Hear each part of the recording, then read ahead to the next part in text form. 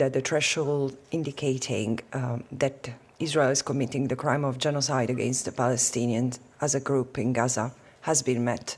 And when it comes to the individual who holds that position, I can't help but note a history of anti-Semitic comments that she has made that have been reported. She made anti-Semitic comments? She has, and comments she made in December that appeared to justify the attacks of October 7th. So I think it's important to take that into account. But with respect to the report itself, we have made clear that we believe that allegations of genocide are unfounded. But at the same time, we are deeply concerned by the number of civilian casualties in Gaza, and that's why we have pressed the government of Israel on multiple occasions to do everything it can to minimize those civilian casualties. Hello everybody. So you saw the video of United Nations expert Francesca Albanese and how she had concluded that there are reasonable grounds to conclude that Israel has indeed been committing genocide in Gaza in the last 5 to 6 months. After 5 months of monitoring and analyzing Israel's onslaught on Gaza, my report finds that there are reasonable grounds to believe that the threshold indicating that Israel is committing the crime of genocide against the Palestinians as a group in Gaza has been met. Specifically, Israel has committed 3 acts of genocide with a requisite intent: killing members of the group, causing serious bodily or mental harm to members of the group, and deliberately inflicting on the group conditions of life calculated to bring about its physical destruction in whole or in part. The flagrant and systematic slaughter of Palestinian civilians, the deployment of unlawful weaponry, the utter obliteration of vital civilian infrastructure, including the deliberate targeting of all Gaza's hospitals, and the man-made starvation of the Palestinian people transcend the realm of war crimes and crimes against humanity. 6 months. That was a no-brainer, right? You did not need a UN expert to write a long thesis, to arrive at that conclusion. I mean, we are not living in an old stone age. We are living in 2024. This genocide has been being live streamed on our mobile phones.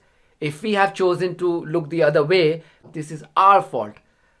It's just that we have decided to be very, very insensitive, very, very cruel. By we mean so-called civilized world like America and the UK and the EU and Canada and Australia.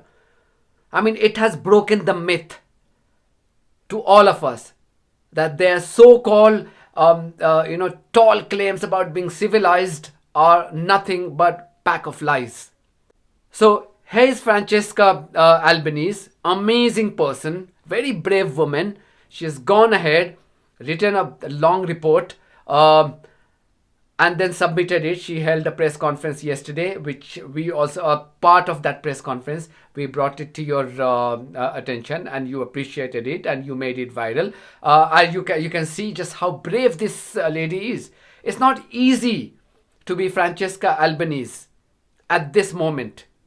At this moment when the so-called superpowers have decided to be simply shameless and brazen.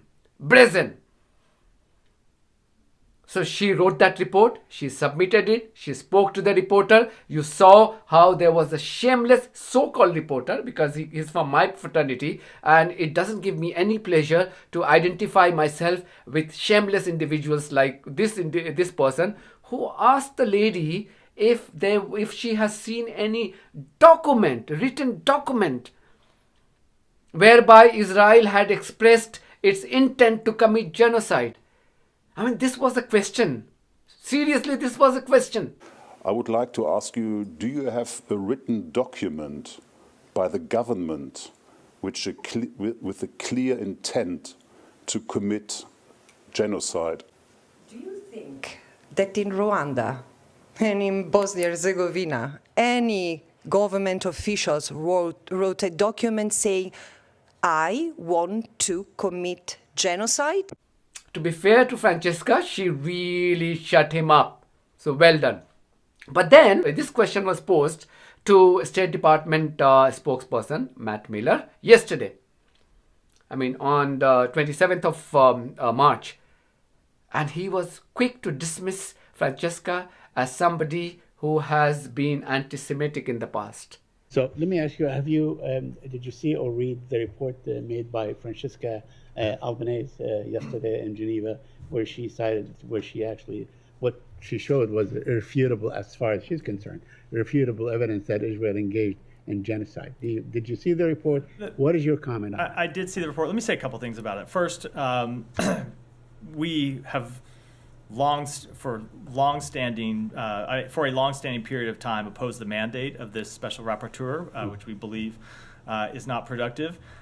And when it comes to the individual who holds that position, I can't help but note a history of anti-Semitic comments that she has made that have been reported. She made anti-Semitic comments? She has, and comments she made in December that appeared to justify the attacks of October 7th. So I think it's important to take that into account. But with respect to the report itself, we have made clear that we believe that allegations of genocide are unfounded. But at the same time, we are deeply concerned by the number of civilian casualties in Gaza, and that's why we have pressed the government of Israel on multiple occasions to do everything it can to minimize those civilian casualties. Yeah, well, she's been getting a lot of death threats and other threats and so on, because people think she made anti-Semitic comments and so on. Let me just go on to another topic. You can't make a comment like that without letting me respond. Obviously, death threats against anyone are inappropriate. Okay. That was on 27th,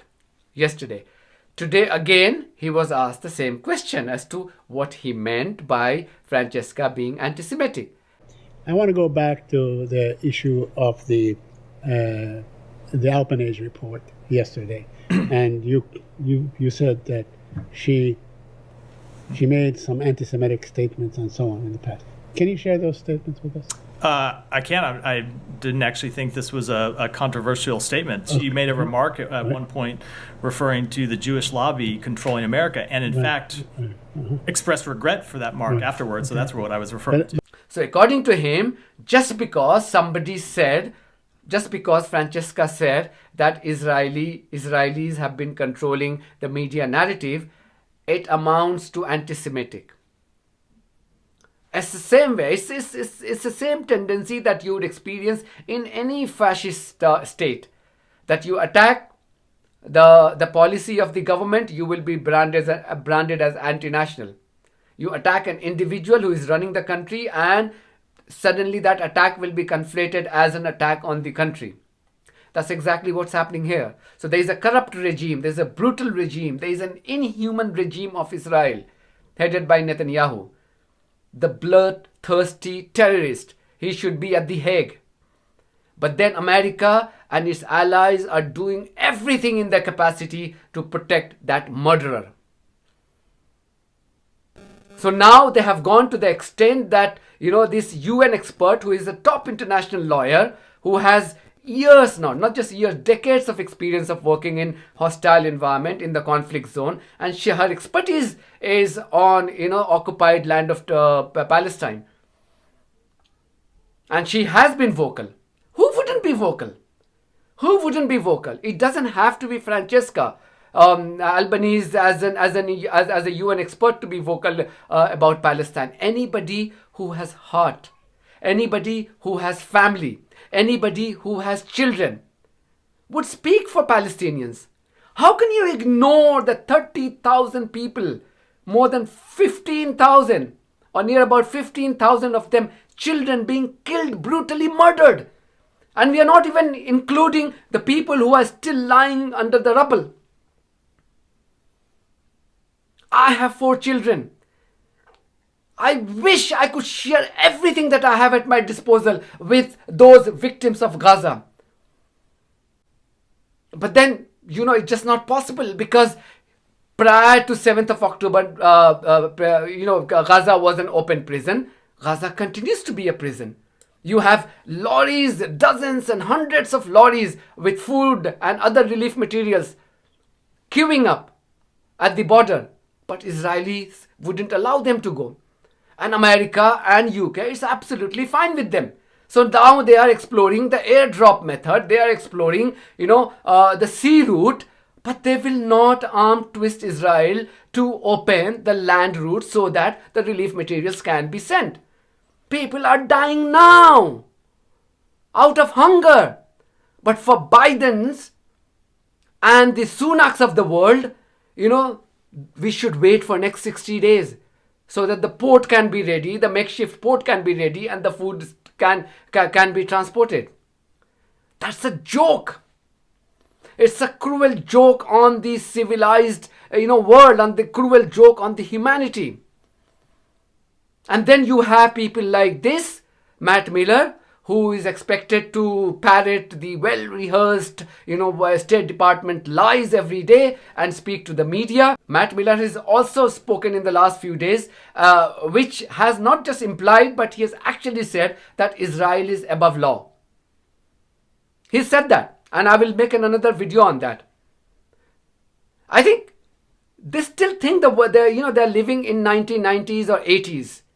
They've forgotten that every lies, that every genocidal acts are being documented and people are watching it on their mobile phones. Thank you very much for watching, and if you haven't subscribed to our channel, please do so, because this is one of the many ways you can support independent journalism. God bless you all.